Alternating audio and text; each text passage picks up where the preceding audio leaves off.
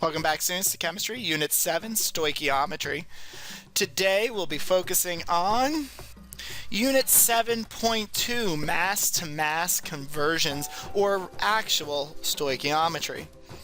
When we balance chemical reactions, we balance them to satisfy the law of conservation of mass, meaning what we start with has to be the same as what we end with. If I start a reaction with 10 grams of reactants, I have to produce 10 grams of products because the amount of matter doesn't change. So for example 3, if 15 grams of ammonia are produced and 5 grams of hydrogen went into the reaction, how much nitrogen was in the reaction? If together the nitrogen and the hydrogen have to equal the 15 grams of product produced, that 5 grams of nitrogen means that there must be 10 grams of nitrogen, because the mass of what you start with, in this case 15 grams, has to equal the mass of what you end with, the 15 grams of product. So on your note quiz questions for 7.2, go ahead and answer note quiz question number 1. When we first introduced stoichiometry, we talked about making a grilled cheese sandwich. Then when you take 2 pieces of bread, add a slice of cheese and heat them up, that makes a grilled cheese sandwich. But you can't necessarily go buy slices of cheese. I can't go to the deli and say, hey, I would like a slice of cheese to make my grilled cheese sandwich. We have to buy cheese by the pound. Now each pound would be about 16 slices, so if I wanted to make the 173 grilled cheese sandwiches for all of my students, how many pounds of cheese would I have to buy? We could do that with our dimensional analysis, with our factor label method. 173 grilled cheeses would first, we'd have to figure out how many pieces or how many slices of cheese we would have to buy. For every 1 grilled cheese, we require 1 piece of cheese. Canceling out grilled cheese, we grab the coefficients from the balanced chemical reaction.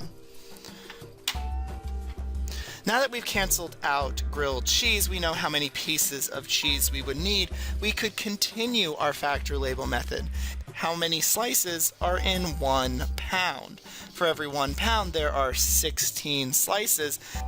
By tacking on how many slices are in a pound, we can cancel out cheese and end up with pounds that we would need to buy.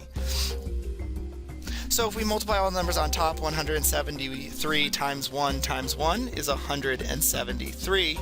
16 times 1 is 16. We could figure out how many pounds of cheese we would need. We would need 10.8 pounds of cheese in order to make the 173 grilled cheeses for all of my students.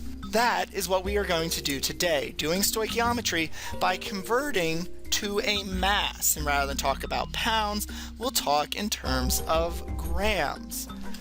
Remember that if we know a substance, we can determine how many grams are in 1 mole, and our mole to mole conversions from the balanced chemical equation will allow us to convert from reactants to products. This is stoichiometry at its core. Stoichiometry is Greek for atom counting. We will keep track of how many atoms there are and convert from products to reactants. There are lots of ways to do this. In this video, we will focus on dimensional analysis, setting up our factor label method, because that is classical chemistry.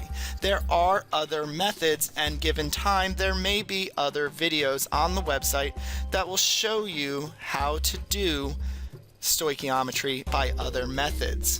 Factor label method, or dimensional analysis, is traditional chemistry, and that is therefore what we will focus on today. In the factor label method, it is important that you label your factors, and remember, that the mole-to-mole ratio, the balanced chemical equation, is how we will convert from reactants to products. We will also be tacking in what we learned in the previous unit, that molar mass is how we convert from grams to moles, because it's the mass of always 1 mole of any substance. So, if we have the reaction between propane and oxygen to produce carbon dioxide and water, here is that balanced chemical reaction. If we run a propane tank and it lost 48 grams, that 48 grams of propane must have been used to make your carbon dioxide and water. So we could determine how much carbon dioxide was produced. We can do this by setting up our factor label method. So in the factor label method, we always start with what the problem gave us, 48.6 grams of propane. And then we're going to start setting up our factors to cancel out units we don't want and end up with units that we do. This question is ultimately going to find out how many grams of carbon dioxide are produced. So we need to end up with grams of carbon dioxide. There is no conversion to go from grams of propane to grams of carbon dioxide, but we could change to moles. So we will always start by changing our grams of a substance to moles of it. Because once we are in moles, we can use the coefficients from the balanced chemical reaction to change from one substance to another. So, for every 1 mole of carbon dioxide, there are some number of grams. This is where we'll put the molar mass of propane. Propane would be 3 carbons and 8 hydrogens. So that'll be 3 times 12.01 plus 8 times 1.01, giving us 44.1 grams for every 1 mole. Grams will cancel out, and we are now left with moles of propane. The question wants to know about grams of carbon dioxide, so we need to cancel out propane and exchange it for carbon dioxide. We can do so using the coefficients from the balanced equation, where we learned last class that the coefficients provide us a mole-to-mole ratio, converting from one substance to another in a balanced equation. For every 3 carbon dioxides, there's 1 propane. Propane cancels out. Our answer now would be in moles of carbon dioxide. Puts us closer to what we want, grams of carbon dioxide, but not there yet. We now need to change from moles back into grams. For every 1 mole of carbon dioxide, there are some number of grams. This is where we'll put the molar mass of carbon dioxide. So carbon dioxide would be a carbon and 2 oxygens, so that would be 12.01 plus 2 times 16, which would become to 44.01 grams for each mole. Moles cancel out, leaving us with grams of carbon dioxide, which is what the question asks for. You can multiply all the numbers on top, multiply all the numbers on bottom, and divide the 2. Dividing the 2 gives us an answer of 145.5 grams of carbon dioxide.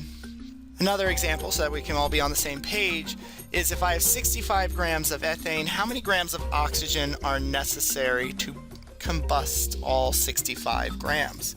So 65 grams of ethane is what we'll start with, and we'll set up our factor label method. We cannot go from grams of one substance to grams of another, but we can change from grams to moles, allowing us to convert between substances. For every 1 mole of ethane, there are some number of grams. This is where we'll put the molar mass of ethane, which would be 2 carbons and 6 hydrogens. So that'd be 2 times 12.01 plus 6 times 1.01, giving us 30 grams for each mole. Grams cancel out, we now have moles of ethane.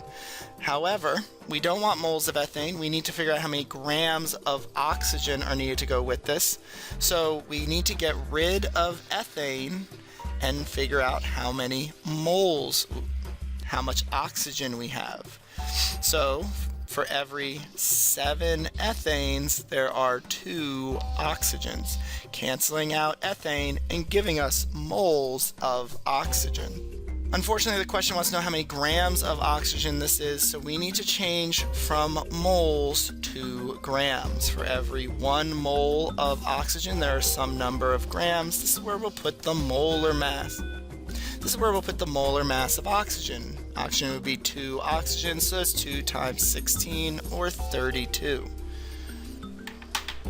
Multiplying all the numbers on top and dividing by all the numbers on bottom would give us 243.5 grams of oxygen. It would take 243 grams of oxygen to combust 65 grams of ethane. If we use the exact same reaction but simply ask for a different product, much of the reaction stays the same. We start with 65 grams of ethane, so this stays the same. We would need to know how many moles that is in order to convert to some other product. Here we're talking about carbon dioxide, so we will no longer use oxygen here. This would become carbon dioxide. And there are 4 carbon dioxides for every 2 ethanes. The molar mass of carbon dioxide is different than the molar mass of oxygen, so this number would also have to change. The molar mass of carbon dioxide, from the last problem, we calculated the molar mass of carbon dioxide to be 44.01 grams for every 1 mole. So 44.01 grams is 1 mole of carbon dioxide. And again, multiplying all the numbers and dividing by all the numbers, multiplying all the numbers on top and dividing by all the numbers on bottom, we will come out with 191.4 grams of carbon dioxide produced. This is extremely practical in chemistry, as you cannot measure out moles of a substance out of a container. More often than not, when we come to doing reactions, we measure out the mass present and then can figure out how many moles that is. The moral of the story is that in order to convert from one reactant to another, you must be in moles. And this whole process is about determining how many moles there are in some mass. So you'll notice we always followed the same steps. We always figured out how many moles there were, and then we're able to change between substances using our mole to mole ratio. And then if the question asks, we're going to switch back to mass. Another place where students tend to get a little confused is you'll notice that molar masses are always 1 mole of that substance, regardless of how many are in the balanced equation. So yes, there are 3 carbon dioxides here, but the molar mass that we used was the mass of 1 mole of carbon dioxide, because we already accounted for the 3 in the mole to mole ratio. Being able to go from grams to grams, being able to convert from grams of reactants to grams of products is a massive part of your SOL. You can expect multiple questions. In 10 years of teaching, I have seen at least 2 to 3 questions on every SOL that deal with conversions between mass and moles, and they do often include a stoichiometric conversion, like your next 2 note quiz questions. If I start with 3.5 grams of hydrosulfuric acid, how many grams of water are produced? So you will need to set up your factor label method, converting from grams to moles of sulfuric acid, from moles of sulfuric acid to moles of water, and from moles of water to grams of water. For number 3, you'll have to do the same thing. You will have to convert from grams of methane to moles of methane. Once you have moles of methane, you can use the balanced equation to convert to moles of oxygen, and then finally change those moles into grams. And while I helped you out with number 2 and 3, number 4 and 5, let's see if you can do alone. Complete note quiz questions 2 through 5, as well as practice this, as this is a critical skill in chemistry. On pages 11, 12, and 13, you'll find practice on converting from mass of reactant or products to masses of other reactants or products. With that, we are done with Unit 7.2. I will see you next time when we do volume to volume conversion when dealing with gases in chemistry.